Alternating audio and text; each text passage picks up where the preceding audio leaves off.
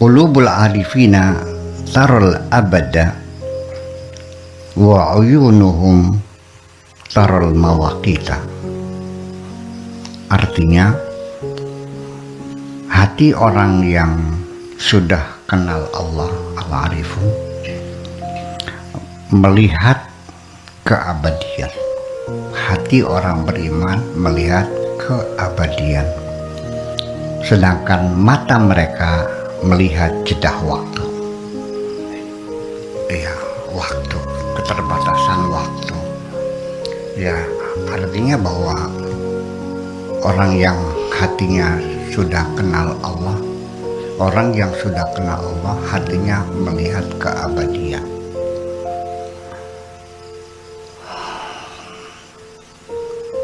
Ibnu Rusdi itu pernah mengatakan keabadian alam ini, tetapi lalu disanggah oleh Imam Ghazali dengan tahafutul falasifah. Lalu dijawab oleh beliau, oleh Ibnu Rusdi, dengan satu kitab lagi namanya Tahafutut Tahafut. Ya, jadi artinya kekacauan para filosof dijawab tahafutut tahafut, kekacauan orang yang mengatakan para filosof kacau. Jadi Imam Ghazali itu dianggapnya kacau ketika melihat para filosof itu kacau. Dan akhirnya Imam Ghazali tidak menjawab lagi apakah alam semesta ini abadi. Ya, kalau kita melihat realita memang, mungkinkah ada makhluk tanpa khalik? Dan sebaliknya, mungkinkah ada khalik tanpa makhluk? Kalau khalik itu tidak ada makhluknya, karena khalik itu nisbatan dari makhluk. Begini, kalau kita menghadap ke barat, sama dengan kita membelakangi timur. Kalau kita menghadap timur, sama dengan membelakangi barat. Tidak mungkin kita membelakangi barat, membelakangi timur. Jadi keabadian alam semesta ini adalah bukan keabadian yang sejati, tapi keabadian nisbi, bahwa semuanya menjadi abadi. Dari mana datangnya adalah dari mereka melihat keabadian Tuhan, bahwa Tuhan tidak akan pernah berhenti mencipta dan mencipta. Allah itu bukan hanya Khalik, tapi Allah juga Khalaq, yang selalu mencipta lagi, mencipta lagi, mencipta lagi.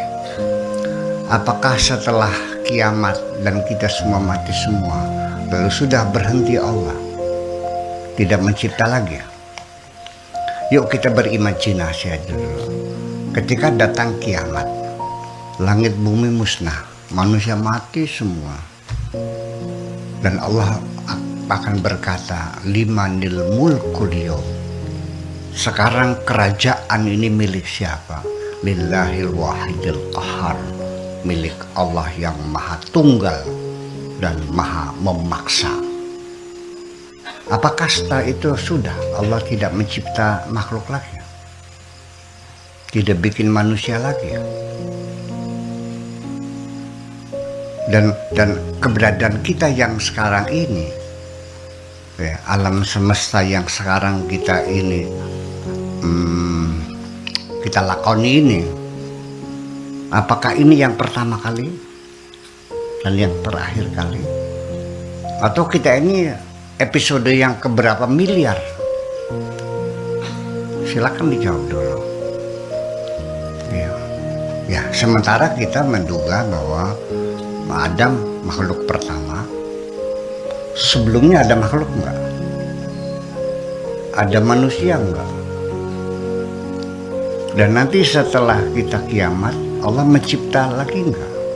Atau sudah selesai? Allahnya pensiun gitu? Jadi nanti Tuhan akan manyun gitu, nonton orang yang menjerit menangis kesakitan di neraka selama-lamanya, dan Allah akan menonton orang yang tertawa terbahak-bahak gembira di surga selamanya. Itu dia. Selesai itu. Sudahkah selesai kekuasaan Tuhan? Makanya kita harus membedakan antara isim fa'il wazan fa'ilun khaliqun dengan mubalaghah wazan fa'al. Artinya kalau khaliqun sekali cipta, tapi kalau khalaqun berulang-ulang dan tidak pernah berhenti. Ya, fa'al itu salah satu wazan mubalaghah. Ya, mubalaghah itu banyak saja, fa'alun, mif'alun, fa'ilun, fa'ulun, fa'lanun dan sebagainya, banyak sekali seperti Rahman, Rahim, ya, fa'ulun, syakurun, ghafurun, itu semuanya mubalaghah semuanya itu, dan masing-masing punya kelebihan yang berbeda-beda makna mubalaghahnya, dan itu tidak bisa diterangkan dalam bahasa Indonesia. Tidak bisa diterangkan karena tidak ada pepadannya. Dalam bahasa Indonesia nggak ada mubalaghah, syarat mubalaghah itu nggak ada kan? Iya. Nah, iya. Kalau wazan fa'lan itu seperti ghadban, seperti za'lan, seperti apa lagi? Alman, Rahman, itu mubalaghah, artinya berlimpah ruah. Ya, kuantitasnya. Mubalaghah dalam sisi kuantitasnya, jumlahnya tak terhingga. Sehingga rahmat Allah itu digambarkan dengan fa'lan atau rahman, artinya semua makhluk Allah kebagian semua. Baik orang kafir maupun orang mukmin semua kebagian semua. Bahkan yang Anda sebut orang-orang kafir, mereka mendapat bagian lebih banyak dari kamu yang mengklaim orang beriman. Ya, kemakmuran, kesejahteraan, keamanan, stabilitas itu ada di orang-orang yang kamu sebut orang kafir itu. Ya, nanti boleh didiskusikan. Saya bertanggung jawab.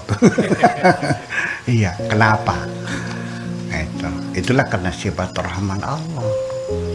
Jadi ketika Allah memberi orang lebih banyak dari kamu, jangan mempertanyakan kepada Tuhan kenapa mereka diberi lebih banyak dari kami.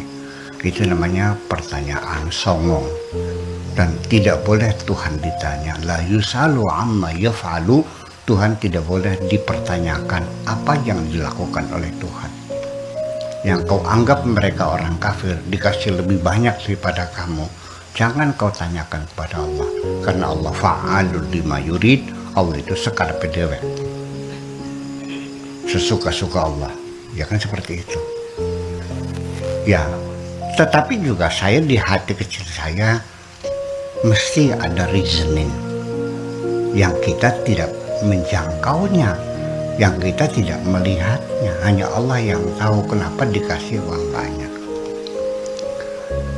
Jadi kita sekarang mau bertanya, ketika saya punya anak 5, ya, masing-masing saya kasih jajan setiap hari itu 10.000 rupiah. Tapi ada yang satu ini saya kasih 100.000 setiap hari. Mobil saya kasih, rumah saya kasih, yang lain saya kasih sepeda aja. Menurut Anda, orang yang saya kasih banyak itu sebabnya apa? Karena anak yang saya kasih, orang yang sangat saya cintai, sangat saya sukai, anak tersayang. Anak yang tersayang dikasih lebih banyak dong. Jadi di antara makhluk yang tersayang siapa? Lihat dari pemberian Allah. Itu aja.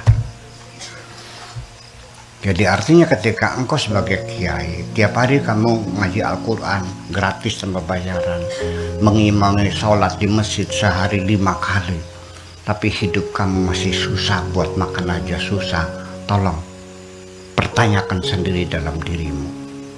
There is something wrong. Itu pasti ada kesalahan dalam dirimu itu. Itu aja persoalan. Ya, ngaku salah aja dah, supaya kita sedih. Boleh lagi. Kalau tidak kamu gak sedih-sedih kalau begitu.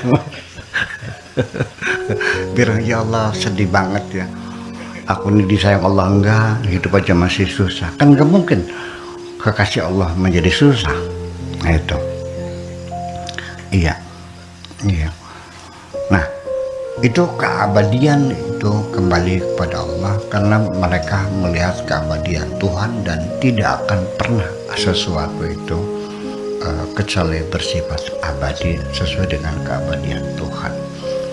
Tetapi mata mereka, artinya dalam kehidupan realitas sehari-hari, tetap kita ini terikat dengan dimensi-dimensi, yaitu dengan ruang dan waktu.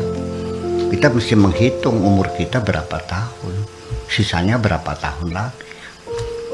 Dan untuk masak nasi itu berapa menit matangnya, 1 jam baru sempurna. Semua itu akan terikat dengan dimensi-dimensi waktu. Dari Cadang Pinggan ke desa Sukatani, itu mata kita melihat jam tangan, melihat jalan, melihat kecepatan, itu tidak bisa tidak, kita harus terikat dengan waktu. Tadi saya menghitung, kita berangkat dari sana itu jam 3.45 menit sampai ke sini jam 5.15. Gitu. Kita menghitung waktu. Kita makan berapa lama, masak berapa lama, apapun yang kita lakukan harus kita hitung waktu yang diperlukannya. Karena bagaimanapun dimensi waktu tidak bisa lepas dari kehadiran kita di bumi ini. Nah, dalam pengertian menghitung waktu juga artinya orang-orang yang arif billah ini, kenapa melihat waktu, mereka selalu sadar bahwa waktu yang kita habiskan itu bernilai. Nah iya, jadi artinya mereka itu orang yang pandai menggunakan waktu yang sangat efisien sekali. Iya, saya ngobrol 5 menit dari itu, kecewa. Kenapa saya ngobrol nganggur yang ada gunanya? Buang waktu 5 menit kan penting sekali, mengapa tidak? Apalagi orang yang ya rerasan, jelek-jelekin orang seharian. Ya, itulah artinya, bahwa artinya semakin kita kenal Tuhan, kita semakin pandai memanfaatkan waktu. Semakin kita kenal Tuhan, semakin kita pandai memanfaatkan waktu. Itu saja. Tolong dicatat, semakin kenal Tuhan, semakin pandai memanfaatkan waktu. Artinya tepat guna, tepat sasaran, dan tidak ada waktu yang tersia-sia. Karena waktu juga nanti dipertanyakan oleh Tuhan. Selama engkau di dunia dan kau beri waktu sekian tahun, untuk apa saja kau lakukan selama di dunia ini? Ya. Sama dengan kita dikasih harta, juga akan ditanya. Ya, yang kau berikan harta sekian banyak, untuk apa saja? Allah juga akan mempertanyakan waktu yang kau berikan kepadamu. Ya, 75 tahun, wahai Syekh Abdul Syakur Yasin, untuk apa saja kau lakukan selama 75 tahun itu. Dan itu akan menjadi tanggung jawab kita dan tidak bisa mengelak. Kita akan mempertanggungjawabkan waktu yang diberikan oleh Allah. Ya, bukan uang saja, bukan harta saja. Ketika kita salah menggunakan, kita akan dikenakan sanksi oleh Tuhan. Waktu juga sama. Ya, ternyata waktu kita dihambur-hamburkan untuk hal-hal yang tidak penting sesungguhnya, dan itu menjadi sia-sia. Oke. Iya. Jadi saya ulang lagi, hati orang yang sudah kenal Allah melihat keabadian, sedangkan mata mereka melihat jeda waktu.